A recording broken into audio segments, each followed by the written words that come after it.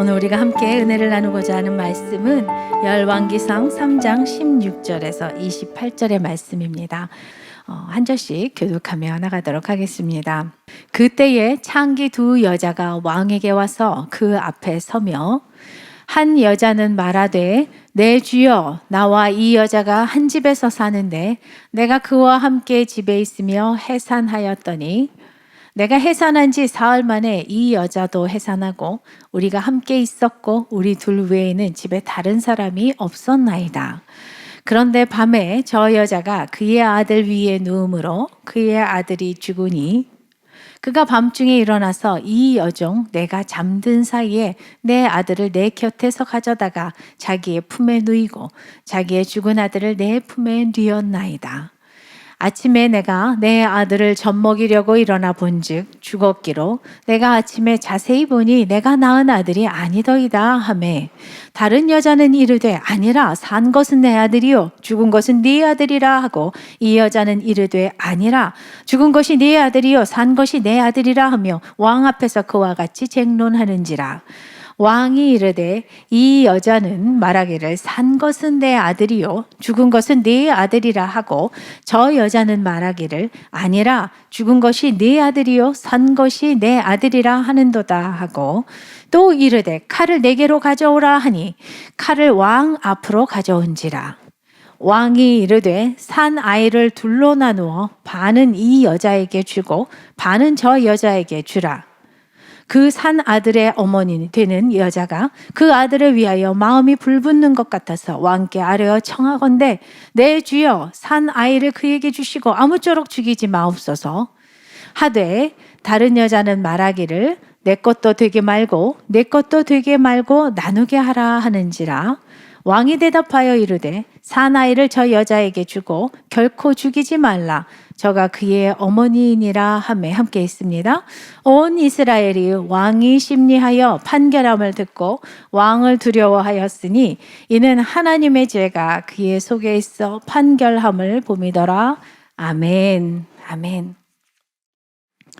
네, 성도 여러분, 코로나로 인해서 많이 어려운 시간들을 우리가 다 보내고 있을 텐데요.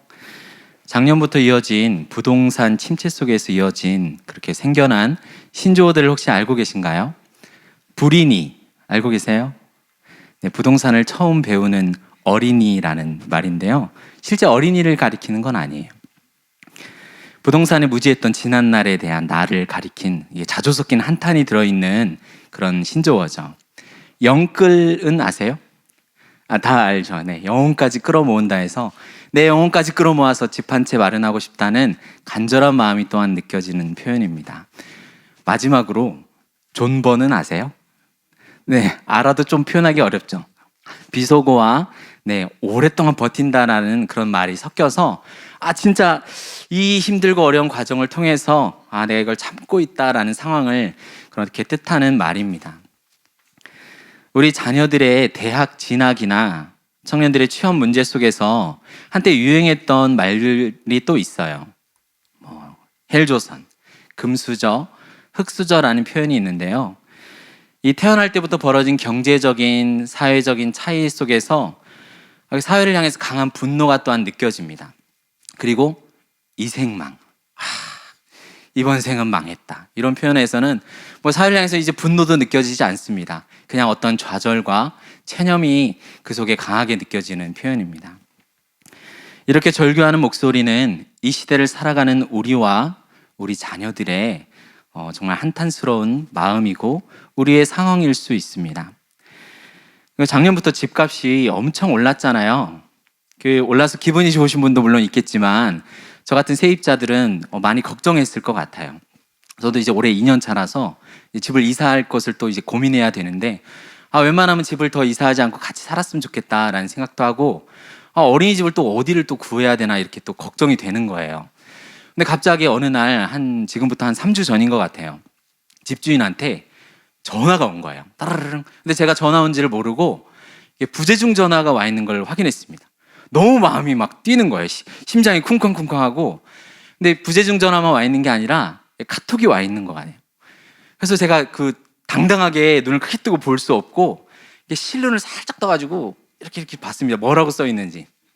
근데 집주인이 2년만 더 살아달라는 거예요. 오히려 저한테 그렇게 부탁을 하는 겁니다. 그래서 하나님께서 우리 집주인에게 강한 감동을 주셨구나라고 생각하면서 굉장히 감사하는 그런 시간이 있었습니다. 제가 대학 4학년 때의 이야기를 잠깐 또 들려드릴게요. 제가 대학 4학년 때는 그 대학 학비를 내야 되는데 학자금 대출도 이미 많이 했고 뭐 아르바이트도 조금씩 하고 물론 이게 보기에 어떨지 모르지만 공부도 열심히 했습니다. 그래서 네, 크게 웃어주셔서 감사해요. 장학금도 물론 받았어요. 근데 이제 워낙 제 학비로 뭐 또 다르게 생활하다 보니까 부족한 거예요. 그동안 쌓아준 대출들도 많기 때문에 이제는 정말 내가 대학을 휴학해야 되나 이런 고민이 있었습니다. 근데 이제 제가 그 교육학을 2년 이수했거든요. 학과에서 한 2명 정도 교육학을 해서 나중에 이제 교직 자격증을 주는 그 대상이었어요. 그래서 이제 1년 후면 뭐 교원 자격증도 생깁니다.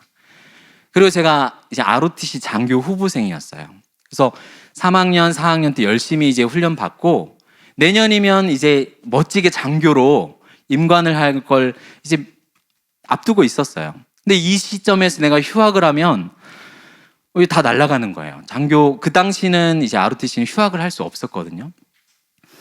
그래서 너무 고민 중에 있는데 저한테 이제 1살 많은 친형한테 연락이 왔습니다. 자기가 원래 이제 대학 그 등록금을 가지고 있었는데 자기 지금 자퇴하고 왔다는 거예요. 그러니까 너 쓰라고 저한테 이제 대학 학비를 주는 겁니다. 너무 감격하고 내가 이렇게까지 학교를 다녀야 되나 하는 생각도 들면서 아무도 없는 빈 강의실에서 펑펑 울었던 기억이 납니다.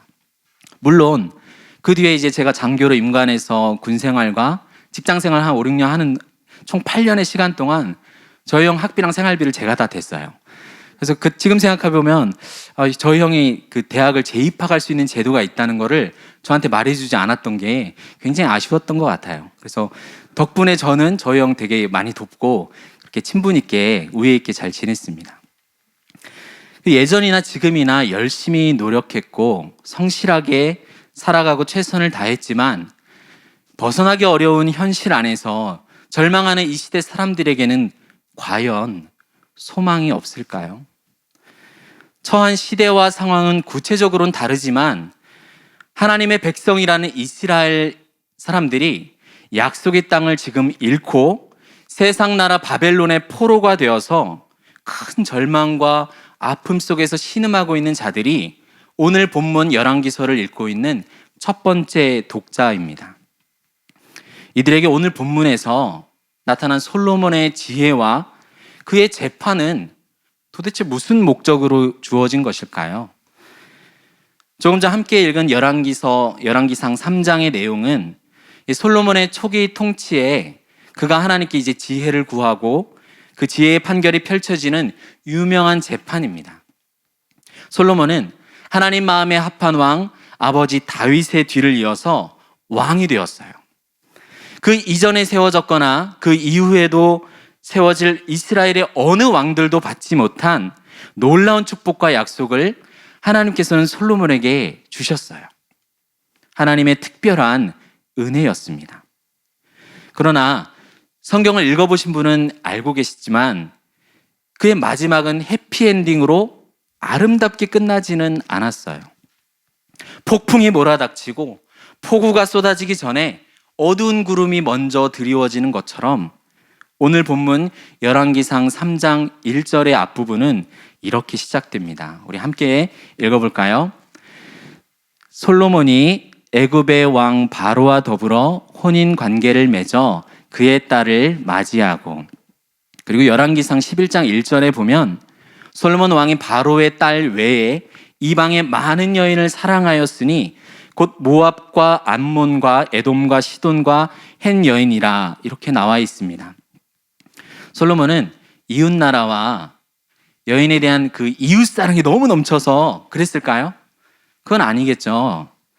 우리나라 역사 속에서도 보면 왕이나 왕자가 다른 나라의 공주나 그 나라의 귀족의 딸과 결혼해서 어떤 평화적인 정책을 도모했던 것을 우리는 사회 시간에 배웠었을 거로 생각합니다. 그러나 하나님께서는 특별히 이스라엘 백성에게는 그들이 선지자 모세를 통해서 약속의 땅에 들어갔을 때 너희가 왕을 구할 건데 이 왕이 어떻게 살아야 될지를 주의하라고 왕의 제도를 신명기 17장에서 이미 주셨어요. 그 백성을 애굽으로 돌아가지 말게 하라고 하면서 특별히 세상을 대표하는 애굽과의 관계를 조심하라고 또한 말씀해 주셨습니다. 더불어 아내를 많이 두지 말라고 약속하셨어요. 그런데 솔로몬은 애굽의 왕 바로의 딸과 결혼하는 외교적인 정책을 택했습니다. 스스로 샬롬, 평화를 도모하려고 하는 자기 힘과 자기 노력에서 나온 행동이었어요. 사실 솔로몬의 이름이 이 샬롬과 같은 단어거든요. 하나님께서 다윗과 그의 나라를 영원히 견고하게 해주리라고 약속도 하셨습니다. 하나님께서 세상에서 가장 작은 민족인 이스라엘을 택하셔서 하나님이 자기 힘으로 그의 나라를 보호하시고 다스리고 계셨어요. 그런데 그 평화를 이제 내 힘으로 이루어 보겠다고 이웃나라의 공주들과 결혼하는 이 솔로몬의 안타까운 선택을 우리는 그가 사역을 하는 초반부터 보게 됩니다. 이 외교 관례상 이방 공주들의 자기 나라 우상들을, 그 종교를 인정할 수밖에 없는 거예요. 이 관습 때문에 이방 종교가 하나님의 나라 이스라엘로 들어오게 되고 결국 이스라엘 패망과 분열의 결정적인 원인을 솔로몬이 제공하게 되었습니다.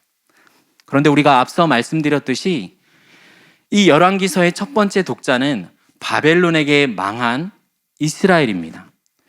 적국에 이제 포로가 되었거나 여러 나라의 난민으로 끌려가서 살고 있는 이 백성들에게 마치 오늘날 이 시대의 자조 섞인 목소리처럼 언제 우리는 다시 약속의 땅을 되찾을 수 있을까? 그것도 안 되면 비록 바벨론에 지금 거하지만 이 땅에서라도 존버와 영끌에서 내 집 하나 마련할 수는 있을까? 이번 생은 망했나? 이렇게 생각할 수 있었을 것입니다. 포로된 백성 이스라엘의 입장에서는 이들을 대표하는 왕 솔로몬이 지혜를 얻고 축복을 받는 이 장면을 보면서 오히려 한탄했을 것 같습니다. 어차피 솔로몬의 잘못된 선택으로 나라가 분열돼서 결국 바벨론에게 망하여 그렇게 우리가 이렇게 포로될 것이 뻔한데 이제 와서 솔로몬의 지혜가 도대체 우리한테 무슨 소용이고 그의 부귀영화가 지금 어디에 남았는가? 이렇게 말이에요. 그가 정말 잘났다면 선택된 이스라엘 백성이 어째서 바벨론에게 패배할 수 있었을까? 하나님께서는 자기 백성을 버리셨는가? 이렇게 생각했을 수 있습니다. 그러나 우리는 이제 솔로몬이 지혜를 얻고 이어지는 재판을 통해서 그 지혜의 내용이 진짜 무엇인지를 살펴보고 바르게 알기 소망합니다. 우리 역시 마찬가지죠. 하나님께서 자신의 백성을 보호하시고 사랑하신다는데 예수 믿는 내 인생은 왜 이렇게 비참하고 어려운 가운데 있을까? 하나님 과연 나와 오늘도 동행하시고 나를 기억하고 계시는가? 이렇게 생각하는 분이 있을 수도 있습니다. 내가 기도해서 내 마음의 생각대로 그 시간과 방법대로 역사하지 않을 때 하나님 과연 왜 지금 살아서 역사하지 않을까 고민하는 분이 있을 수도 있어요. 우리가 실수하고 넘어진 자리, 연약하고 절망하는 자리에 혹시 있습니까? 하지만 그 어두운 자리까지도 하나님께서는 포기하지 않으시고 어떻게 회복과 승리를 이루시는지를 오늘 본문을 통해서 우리에게 소개하고 계십니다. 그러한 기대를 갖고 오늘 본문을 저와 함께 보시길 바랍니다. 자, 솔로몬은 아직 성전이 지어지기 전에 하나님께 제사를 드리러 기브온에 있는 산당으로 갔습니다. 그곳에는 모세 시대 때부터 지어진 장막과 놋 제단이 있었어요. 솔로몬은 통 크게도 1000마리의 짐승을 희생제사로 하나님께 드렸습니다. 1000번제죠. 우리가 혹시 천일기도에 1000헌금 이런 것은 뭔가 하루씩 1000번을 해야 한다고 생각하잖아요. 그런데 사실 성경에서는 그렇지 않습니다. 아마도 솔로몬은 1,000마리의 번제물을 제사장에게 드려 제사장을 통하여서 번제를 바치도록 했을 것입니다. 솔로몬이 드린 제사는 하나님을 향해서 그가 얼마나 주를 사랑하고 정성을 갖고 있는지를 잘 알려주는 본문입니다. 그런 그에게 그날 밤 하나님께서는 솔로몬의 꿈에 나타나셨습니다. 그리고는 내가 너에게 줄 것을 구하여라 이렇게 말씀하셨어요. 이런 일이 있으면 너무 좋겠죠. 오늘 밤 꿈에 하나님이 나타나셔서 내가 너에게 줄 것을 구해라 라고 말씀하신다면 우리 성도님들은 무엇을 구하시겠습니까? 물론 가장 먼저 배우자와 자녀들의 구원을 위해서 간절히 기도하겠죠. 상황마다 다르겠지만 결혼을 생각하는 분이라면 저 마음에 드는 저 예쁘거나 잘생긴 저 사람이 나와 만나게 해주세요. 그래서 결혼하게 해주세요. 이렇게 기도하는 사람도 있을 겁니다. 경제적인 고민을 하는 분이라면 제발 돈 걱정 없이 살게 해주세요. 저 아파트 분양에 당첨되게 해주세요. 이렇게 기도하는 분도 있겠죠. 우리 자녀를 위해서는 요즘 합격하기 어렵다는 저 시험에 합격하거나 들어가기 어렵다는 저 대학이나 회사에 들어갈 수 있게 해주세요. 이렇게 기도할지도 모르겠습니다. 솔로몬이 무엇을 구했는지 말씀을 함께 읽어보겠습니다. 6절부터 10절까지 읽겠습니다. 솔로몬이 이르되 주의 종 내 아버지 다윗이 성실과 공의와 정직한 마음으로 주와 함께 주 앞에서 행함으로 주께서 그에게 큰 은혜를 베푸셨고 주께서 또 그를 위하여 이 큰 은혜를 항상 주사 오늘과 같이 그의 자리에 앉을 아들을 그에게 주셨나이다. 나의 하나님 여호와여 주께서 종으로 종의 아버지 다윗을 대신하여 왕이 되게 하셨사오나 종은 작은 아이라 출입할 줄을 알지 못하고 왕께서 택하신 백성 가운데 있나이다. 그들은 큰 백성이라 수요가 많아서 셀 수도 없고 기록할 수도 없사오니 누가 주의 이 많은 백성을 재판할 수 있사오리까? 듣는 마음을 종에게 주사 주의 백성을 재판하여 선악을 분별하게 하옵소서. 솔로몬이 이것을 구하매 그 말씀이 주의 마음에 든지라. 솔로몬은 하나님의 호의에 이렇게 구했습니다. 하나님 여호와여 주께서 내 아버지 다윗에게 큰 은혜를 베푸셨습니다. 이제 아버지 다윗을 대신해서 저를 왕으로 삼으셨는데 저는 작은 아이와 같습니다. 주께서 선택하신 수많은 백성들을 내가 재판하여 잘 다스릴 수 있도록 듣는 마음을 주셔서 선악을 분별하게 해주십시오라고 말했습니다. 솔로몬이 겸손히 구한 것은 듣는 마음이라고 하고 다른 번역본에서는 지혜라고도 합니다. 사실 우리가 누군가의 말을 오래 듣는 것은 참으로 어렵죠. 이것이 진짜 지혜라는 걸 알면서도 실천하는 것은 더욱더 어렵습니다. 가정에서 배우자나 우리의 부모님, 우리의 자녀의 말을 잘 들어주는 것만으로도 충분한 공감이 되고 위로를 줄 수 있죠. 그러나 얼핏 듣고 그건 이래서 그런 거야. 이렇게 해야지. 이렇게 신속한 답변을 나의 직관과 경험으로 내놓다가 보면은 엄마는 몰라서 그래. 알지도 못하면서. 아니 그게 아니라 저희 딸이 주로 하는 말이거든요. 그게 아니라 이러거든요. 이렇게 어린 자녀의 얘기를 듣다가 말고 답을 해줄 때도 있습니다. 솔로몬이 구한 듣는 마음, 지혜는 하나님의 마음에 쏙 들어서 기쁘시게 하는 말이었습니다. 왜 그럴까요? 솔로몬은 자신이 왕이 된 것이 스스로 높아진 게 아니라 아버지 다윗에게 베푸신 하나님의 은혜였다는 것을 바르게 알고 있었어요. 그리고 왕이라는 제도를 주신 목적대로 교만하여서 스스로 선악을 분별하지 않고 하나님 말씀에 순종하라는 그 뜻도 알았습니다. 우리가 잠깐 성경을 앞으로 쭉 가서 보면 인류 최초의 왕은 아담이었습니다.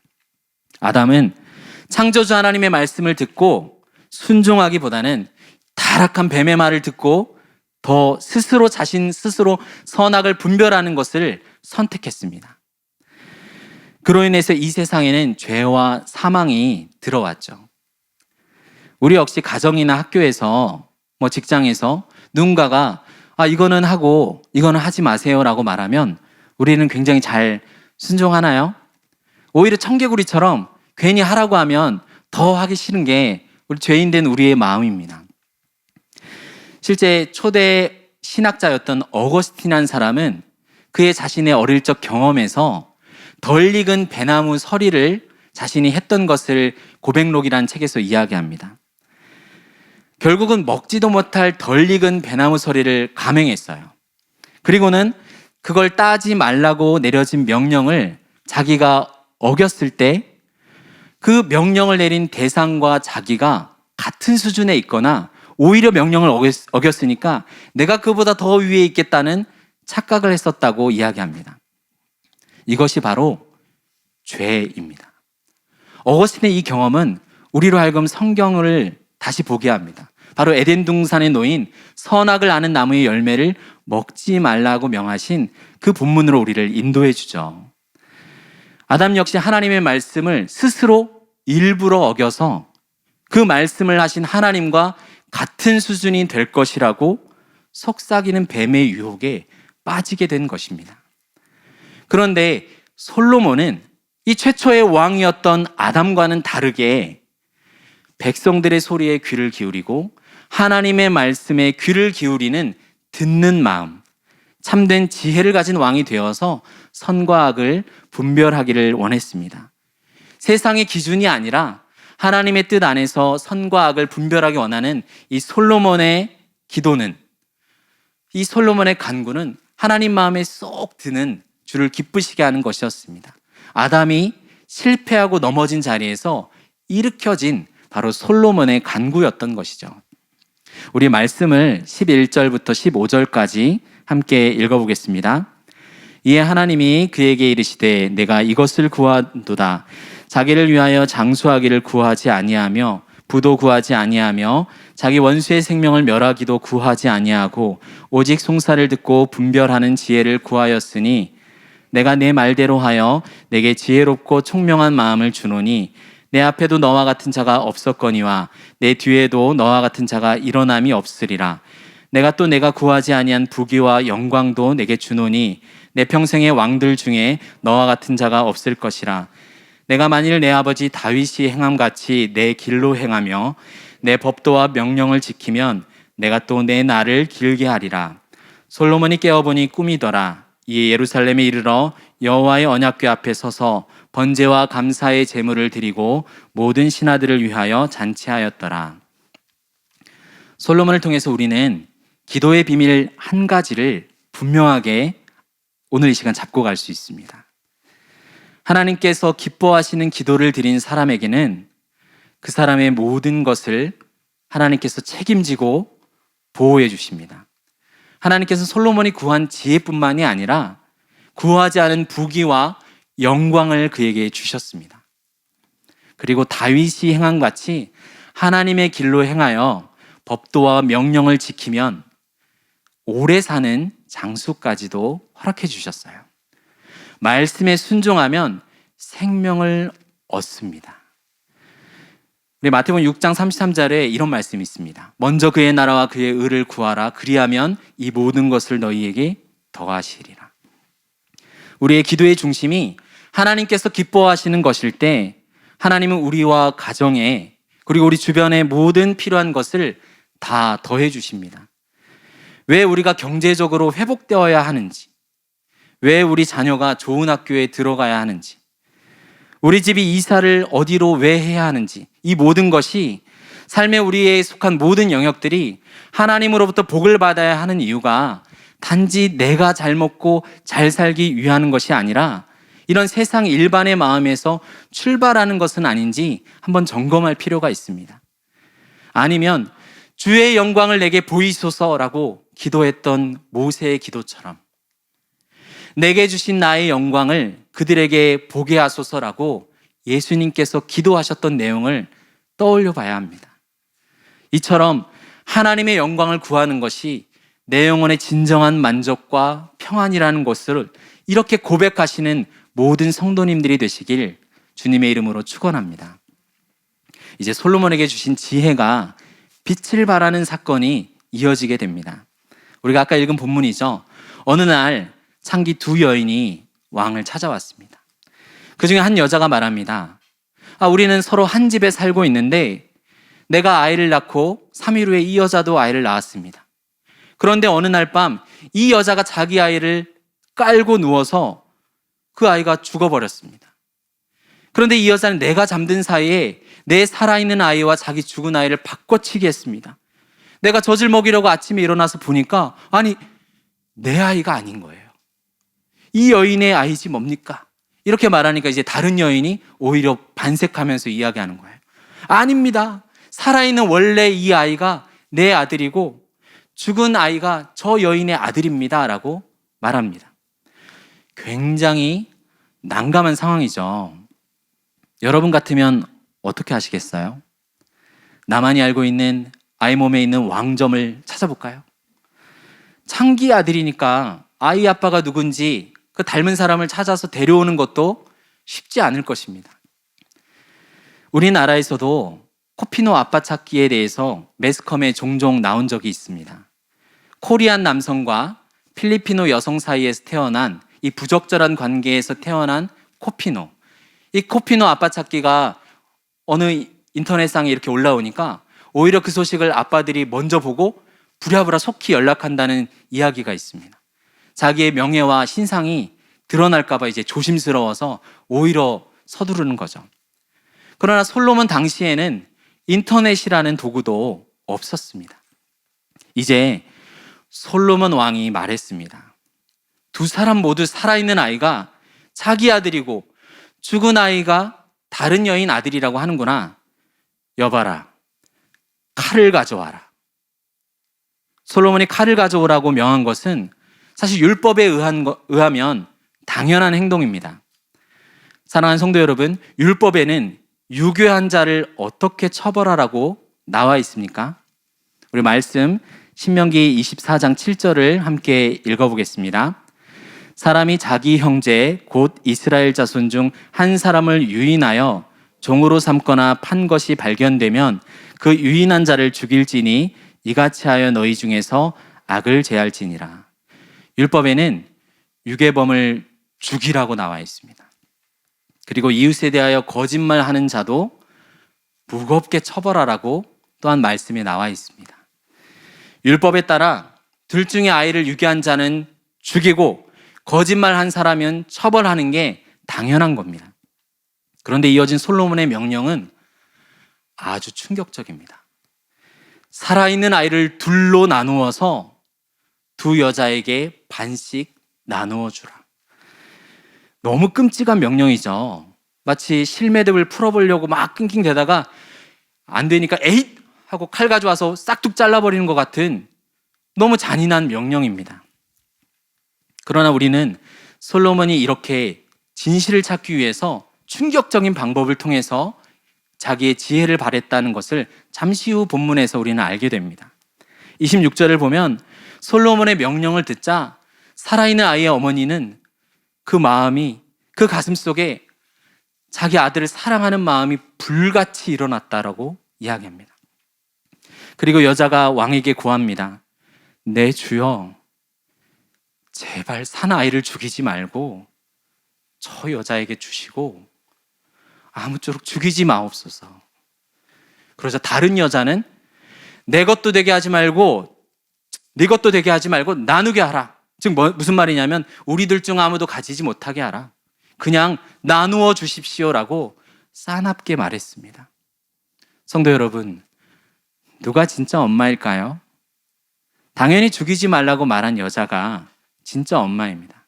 정상적으로 어느 엄마가 자기 아들을 죽이는 것을 바라겠습니까?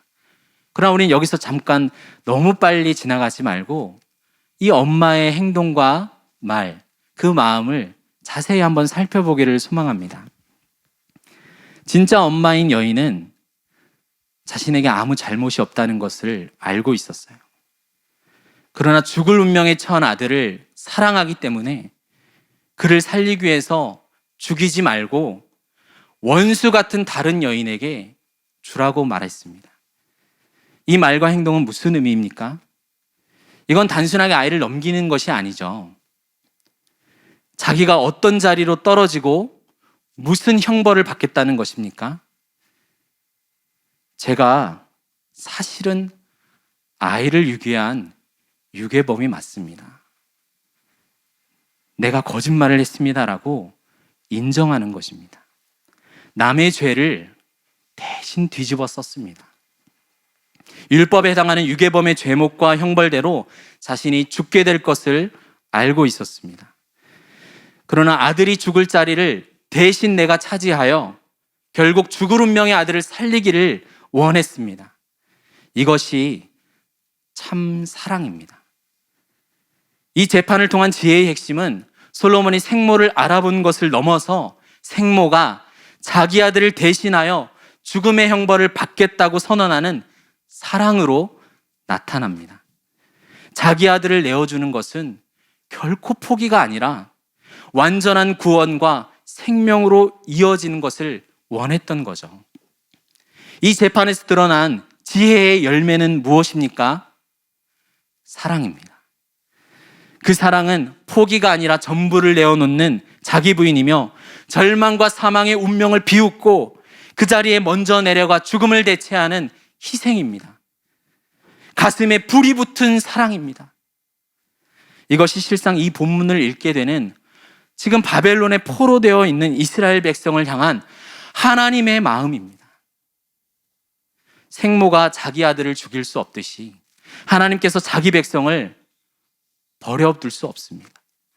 상대방에게 준 것은 포기나 양보가 아닙니다.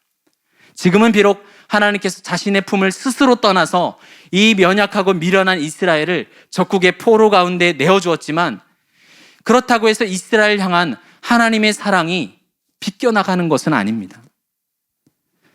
내가 지금 너희를 세상의 포로로 넘겨주지만 내가 너희를 버리는 게 아니야. 내가 너희의 잘못을 내가 품어서 마침내 회복시킬 거야. 이렇게 말씀하는 본문인 것입니다. 아, 우리는 망했구나. 하나님 과연 살아계신가? 선택된 백성이라더니 하나님 힘이 없으신가? 이 세상을 만드신 창조주께서 이러한 조롱과 멸시를 당하면서까지 이들의 연약함과 어리석음을 용납하고 인도하셔서 마침내 남은 자는 살리시고 완전히 고치실 것을 성경이 말하고 있는 본문입니다. 하나님께서는 열왕기서를 읽고 있는 이스라엘 백성뿐만이 아니라 실상은 사망의 자리에 놓여 있는 아담과 하와의 후손된 우리 모두를 향해서 하나님의 신실하고도 포기하지 않는 사랑을 나타내고 계신 것입니다. 성도 여러분, 하나님과 그분의 말씀을 던져버리고 우리가 선택하고 넘어져 있는 자리가 무엇입니까? 우리가 선택한 그 죄의 타락한 자리에 우리가 있지 않습니까?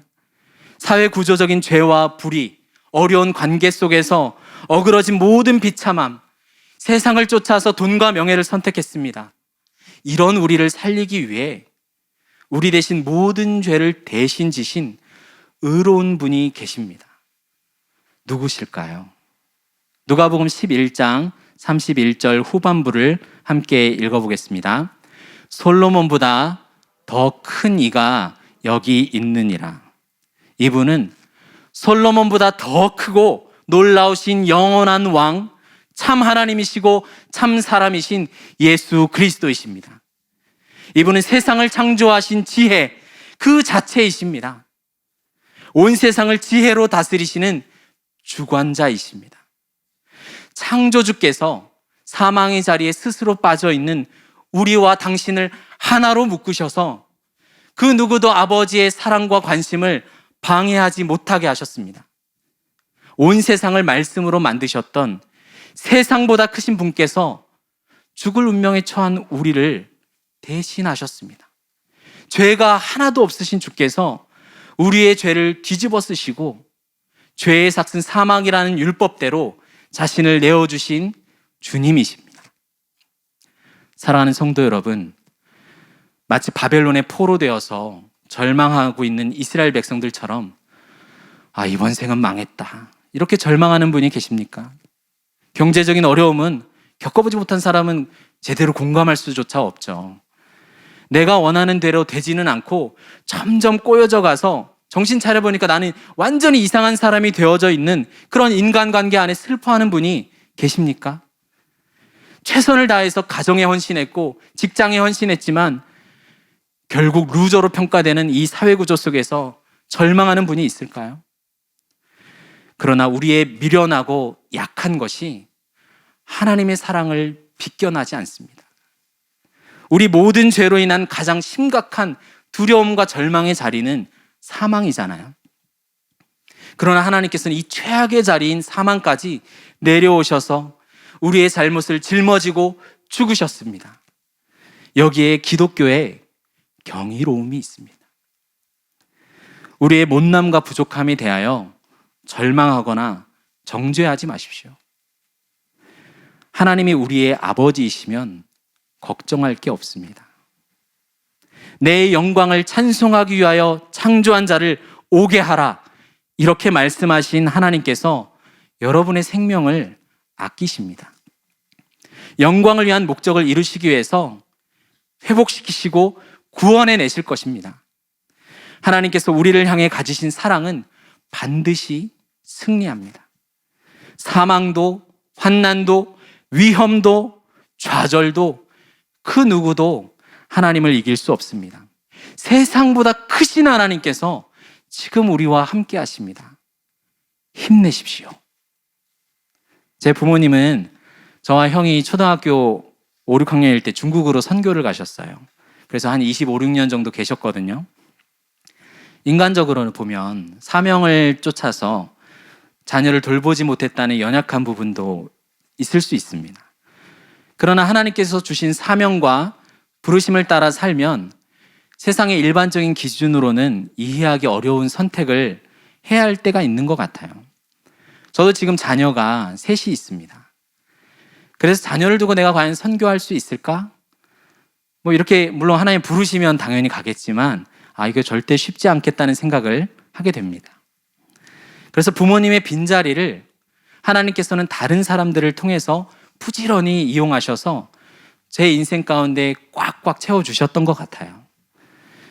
그러나 여전히 부모님은 미안해 하시죠. 그러면서 하시는 말씀이 오히려 내가 너희와 함께 있는 것이 꼭 최고의 방법이 아닌 것을 알았다라고 하시더라고요. 아버지께서 선교사였기 때문에 저는 제가 국내에서 나중에 일반 학교를 나오고 신대원을 가고 직장 생활하고 이 모든 사역지를 선택할 때도 도무지 큰 도움은 되지 않았습니다. 외국에 계시니까요. 그래도 하나님께서 복 주심으로 이렇게 좋은 새로운 교회에서 제가 사역하고 있는 거 아니겠습니까? 천하 만물이 하나님께 속해 있습니다. 우리가 하나님의 손에서 받지 않은 것은 하나도 없죠. 물질, 관계, 건강, 자녀, 이 모든 것이 하나님께로부터 우리가 받은 것입니다. 소유권이 하나님께 있습니다. 나의 것으로 생각하고 내 마음대로 처분하려고 이렇게 마음대로 할 수는 없습니다. 하나님의 말씀에 순종하기 위해서 생명을 내어놓는 사랑을 오늘 실천해 보십시오.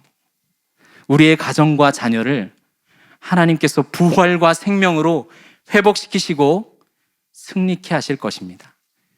지혜의 왕 솔로몬이 전도서에서 마지막으로 이렇게 말했습니다. 우리 전도서 12장 13절을 함께 읽어보겠습니다. 일의 결국을 다 들었으니 하나님을 경외하고 그의 명령들을 지킬지어다. 이것이 모든 사람의 본분이니라. 여러분을 향한 하나님의 크신 사랑을 가볍게 여기지 말고 그 크신 사랑을 만끽하는 하루가 되시길 소망합니다. 그 감격 속에서 우리는 오늘도 하나님의 말씀을 듣는 마음, 참 지혜를 구하십시오. 하나님께서 우리에게 행하신 것처럼 우리도 형제를 위해, 타인을 위해 자신을 내어주는 사랑을 실천해 주십시오. 그렇게 실천하는 여러분이 세상을 이기는 참 지혜를 가진 자입니다. 지혜가 낳는 사랑을 소유한 자들일 것입니다. 우리 기도하겠습니다.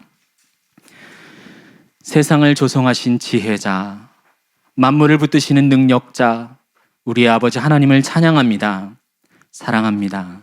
경배합니다. 우리가 삶에 지치고 상한 모든 자리로 내몰렸을 때 이 일들을 허락하신 것이 하나님의 크신 지혜에서 비롯되었음을 압니다. 당장은 원인과 결과가 보이지 않아 답답하고 힘이 들어 눈물 나지만 마침내 우리의 삶에 긍휼과 사랑으로 채우셔서 하나님의 영광을 드러내실 것을 믿고 소망합니다. 하나님의 의이신 그리스도께서 우리를 대신하여 죄가 되셔서 가장 최악의 자리인 사망에 놓인 우리를 꽉 끌어안고 구원을 이루신 주님 감사합니다. 주님을 본받아 때로 오해와 비참한 상황으로 내몰릴지라도 나를 부인하고 내어주는 사랑을 실천하게 하여 주시옵소서. 부활의 능력이 우리 삶에서 경험되게 하여 주시옵소서. 예수님의 이름으로 기도드립니다. 아멘.